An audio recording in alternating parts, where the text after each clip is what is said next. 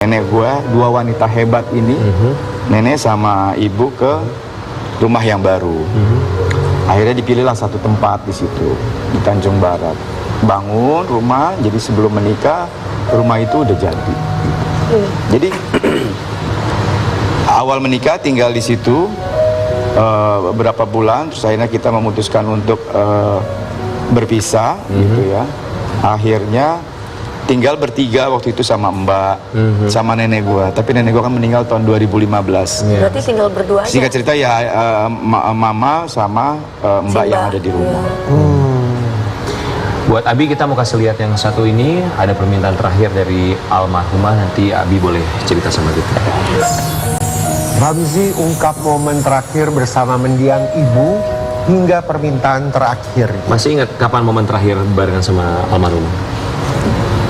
Hari Sabtu meninggal. Kalau hari Sabtu meninggal tanggal 19, beberapa hari sebelumnya tuh gue, Afi, Asila kesana tuh lagi mau ke Pondok Indah, mau janjian sama orang, mampir dulu.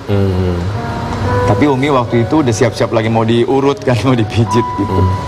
Akhirnya kita nggak lama. Terus berapa hari kemudian biasa kan suka telepon gitu.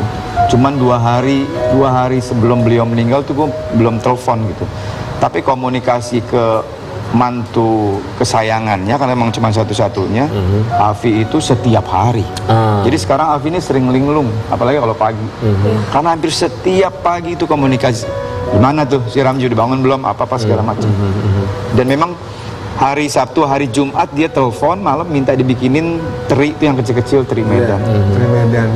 Jadi ketika teri itu jadi hari Sabtu, beliau udah nggak ada. Abi, sosok almarhumah di mata seorang Abi Ramzi. Oh, gue baru bisa merasakan ya. Dulu kan sering mendengar cerita.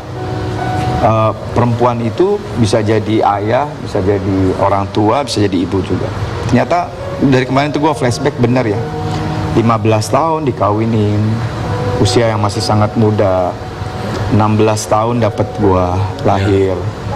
Kemudian dengan segala macam waktu itu akhirnya pisah, dan sampai detik itu sampai meninggal nyokap gue masih sendiri.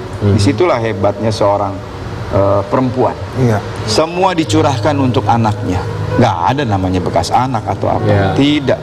Makanya ketika gue untuk memutuskan untuk menikah segala macam, dikondisikan, gue memposisikan Afi seperti anak keduanya perempuan. Dan keinginan itu akhirnya betul-betul terjadi. Justru akhirnya sekarang lebih deket sama si Afi dibandingkan sama gue gitu ya, karena sama perempuan komunikasi. Nah akhirnya apa yang tadi lu nanya apa? Gue suka mudeng itu. It's okay. Sosoknya ya Masya Allah, luar biasa, luar biasa. Lautan, sampai kapanpun kita sebagai anak nggak pernah bisa ngebales kebahagiaan. Kita nggak bisa pernah ngebales apa yang telah dilakukan orang tua kita, terutama ibu. Kayak ibaratnya kayak jari tangan kita telunjuk masukin, cuma nyemplungin ke lautan tuh, nggak bakal bisa itu. Iya. Nah itu jadi pengalaman buat gue sebagai orang tua akhirnya gitu ya. Iya, banyak pengalaman. Biar bagaimanapun kita sebagai orang tua harus bisa ngayomi anak-anak kita, bisa ngimbangin anak mantu kita. Apalagi hal terbesar yang pernah gue kasih buat nyokap gue itu adalah cucu. Wah itu kesayangannya itu hasil. Pasti kesayangannya. Abi, sampai sekarang ada nggak sih mungkin penyesalan atau rasa mengganjal yang Abi rasakan selepas kehilangan almarhumah tercinta? Rian, kalau bicara penyesalan takutnya nanti gue nggak bisa